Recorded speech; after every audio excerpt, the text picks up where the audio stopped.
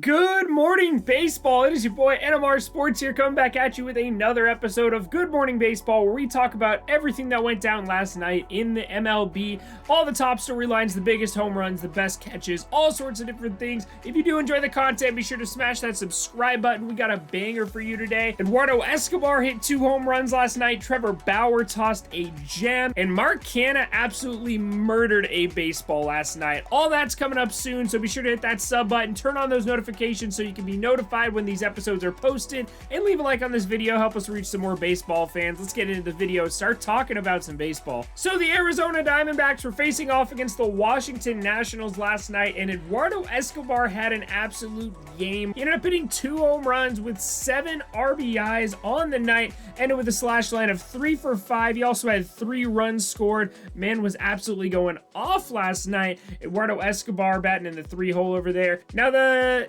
Diamondbacks as a whole would end up putting up 11 runs in this one, 8 of those coming off the Nationals starter in Joe Ross. So Joe Ross had a pretty bad start last night. The Nationals put up 4 runs of their own, but it was nowhere near enough to beat that 11-run game from the Arizona Diamondbacks, headlined by that Eduardo Escobar performance we talked about. So the Diamondbacks win by a score of 11-4 in this one, an absolute game from that Diamondbacks lineup. Nationals fall to 15-20, unfortunately, so at least they're in the NL East, where there's not a lot of good teams in that division so far. Not a lot of teams with a lot of wins, I should say. There is a lot of talent there, just not a lot of wins, so the Nationals are still definitely in the hunt for the top of that division. Now let's stay in the NL West and talk about this Dodgers-Marlins game last night. It was a very interesting one. The Dodgers ended up winning by a score of 7-0, but there were 0 extra base hits in this one. Trevor Bauer got the start for the Dodgers, and he tossed 7 scoreless innings, only allowing 2 hits and 0 walks, as well as 10 strikeouts on the night. My man was absolutely dealing last night, and the Miami Marlins were not quite as dominant. They ended up walking 7 batters and then allowing 6 different singles, so the combination of a lot of walks and a lot of singles didn't really add up to a very good game for them. The Dodgers scored 7 runs in this one, winning by a score of 7-0. The Miami Marlins only getting 2 hits in this one. The Dodgers bullpen came through to shut it out.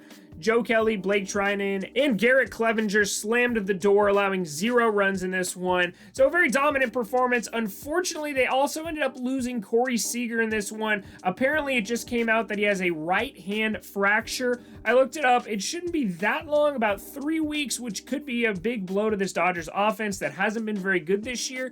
Corey Seager hasn't really been that good this year either, but still, it's a big name out of their lineup. They've already been missing Cody Bellinger for quite some time. Mookie Betts was out for a little bit at the beginning of the year. They've had a lot of injury problems right now, and I don't think Albert Pujols is really going to fill that shortstop need that they're going to have right now. All right, so I guess their new starting lineup is going to be Gavin Lux at short, Max Muncy at second, and then Albert Pujols sliding in at first base. That's perfect. Chef's kiss. Mwah. That is beautiful.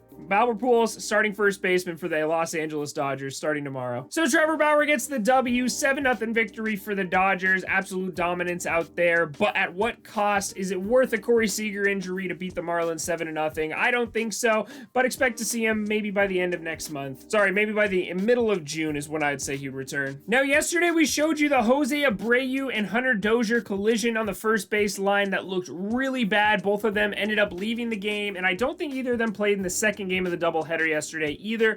Well, Jose Abreu actually ended up playing today, which is very surprising. I definitely expected him to be in some sort of concussion protocol or miss a few days because of that.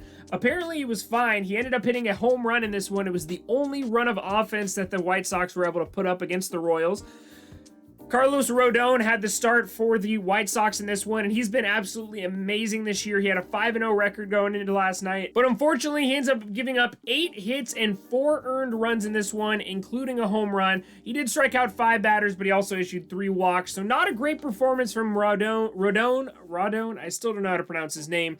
But still one of the better pitchers in all of baseball. ERA still around 1.4, so despite the bad pitching performance, his stats are still looking pretty damn good. Carlos Rodon's still probably the best pitcher on the White Sox right now, if I'm being honest. Either him or Lance Lynn. Mike Minor, however, for the Royals, pitched an absolute gem, going 7 innings pitched, striking out 7 batters, only allowing 2 hits and 1 earned run on that Jose Abreu solo shot he allowed. And the bullpen would come through to slam the door. Scott Barlow and Josh Staumont slamming it for them back there.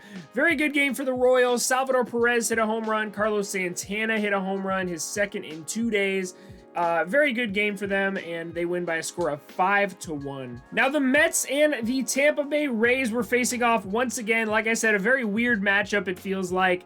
This was actually a pretty close game. If you look at the box score, it does not look that way. It was a 6-5 ball game going into the bottom of the 8th inning, and then the Rays just decided to absolutely go off. Joey Wendell hit his 3rd double of the game in the 8th, and they ended up putting up 6 runs in the 8th inning to win by a score of 12-5. So it turned out to be, what was a very close game, turned out to be an absolute blowout towards the end there.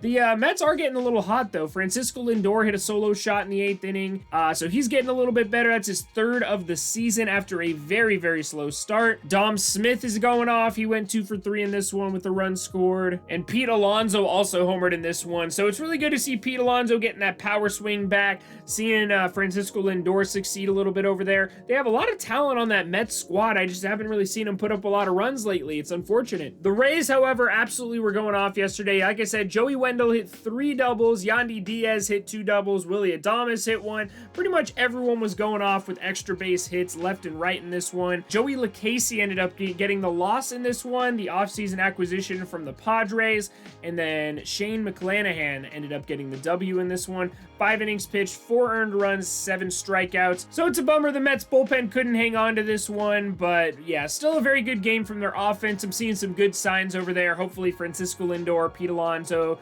all those guys can start hitting a little bit better. And I don't know, see what this Mets team can do. They are currently 18-15, which is good for first in the NL East. So at least they're at the top of their division. They can hang their hat on that. But I do want to see some more stuff from their offense before I call them a contender. Now let's talk about a team that was playing like a contender last night, and that is actually the Pittsburgh Pirates. Now the Pittsburgh Pirates, obviously kind of trash on paper. Probably the worst team in baseball on paper. They don't really have any names in their lineup right now. But one name that I absolutely love on this team, and that is Jacob Stallings. Jacob Stallings, MLB The Show legend for myself. Yeah, he ended up going 3 for 5 yesterday with 4 RBIs, including a walk-off home run off Jake McGee in the 9th inning. Man was absolutely cracked last night going off. That's the 2nd game in a row that the Giants bullpen has blown. So although they have a 23-16 record, that bullpen is starting to be suspect. Jake McGee has a ERA over 5 on the season, so either he's been getting unlucky or he has just been absolutely awful back there. They do have a few other bullpen arms that have been pretty good, so maybe they got to switch some things up. I'm not entirely sure, but if this keeps up, then they're going to have some problems later on in the season. Now, the guy who got the W for the Pirates, I want to kind of talk about him. That was Richard Rodriguez. I don't know if you guys have heard of Richard Rodriguez yet. I actually think I heard about him in a Jolly Olive YouTube video earlier. This man is absolutely amazing. He's a big trade candidate at the trade deadline. He's been dominant this year. He has a .53 ERA on the season. In 17 games this season, my man has 6 saves for 6 opportunities, 17 innings pitched. He only allowed 6 hits, 1 earned run, and has 14 strikeouts. So he doesn't really have the strikeout stuff going for him, but he is absolutely dominant up there. Very good pitch to contact guy. Definitely a big trade candidate to be moved this offseason.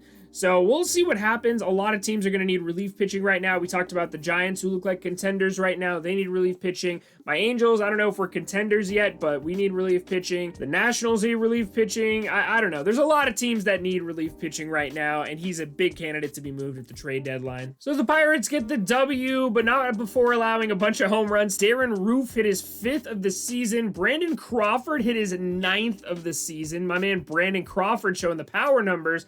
And Mike Tauchman hit his 2nd of the season for the Giants after that trade from the Yankees. Now let's go over to the team that has actually been the worst in all of baseball, and it's not really close. That is the Minnesota Twins. They only had 12 wins going into yesterday against the Oakland A's, who are one of the better teams in baseball at 24-16 going into yesterday. But the Twins actually ended up pulling off some magic. They were down by 3 runs going into the 8th inning, bottom of the 8th inning. They put up 4 runs in this one. Miguel Sano hitting a home run off of Jake Diekman, possibly the best reliever for the Oakland A's.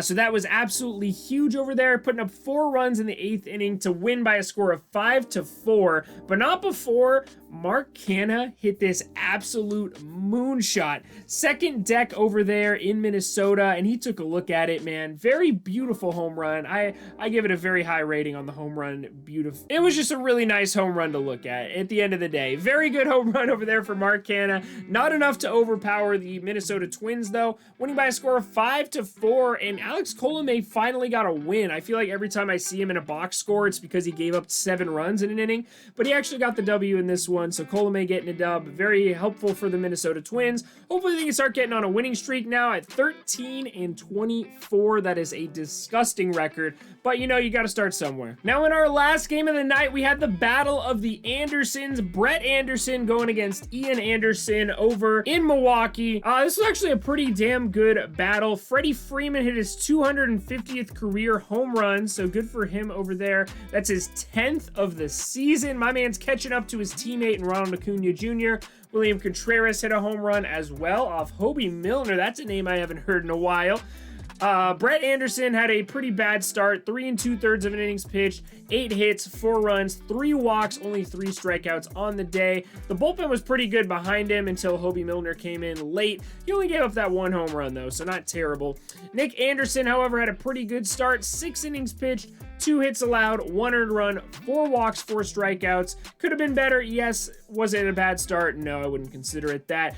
Their bullpen behind him, though, was absolutely amazing. He had Chris Martin and Will Smith coming in and shutting the door for him. So, very good game over there for the Atlanta Braves. And Jackie Bradley Jr., my man had one of the best catches I've seen all season, possibly catch of the year. Let me know in the comments if you guys think this is the best catch you've seen all season, because this was an absolutely amazing catch from Jackie Bradley. He's still got it with the glove out there. If he could just do a little bit better offensively, that Brewers team would be killing it right now. They are very much missing Christian Yelich at the moment. They've been on an absolutely terrible losing streak at the moment. So hopefully they can heat up a little bit with the bats. Their pitching's been top tier, but their offense has been really bad. So look for them to make a move this move this trade deadline to see if they can get another bat in that lineup. Now that is going to do it for us here today at Good Morning Baseball. Thank you guys so much for watching, and you have a great rest of your day. I'll see you guys in the next one.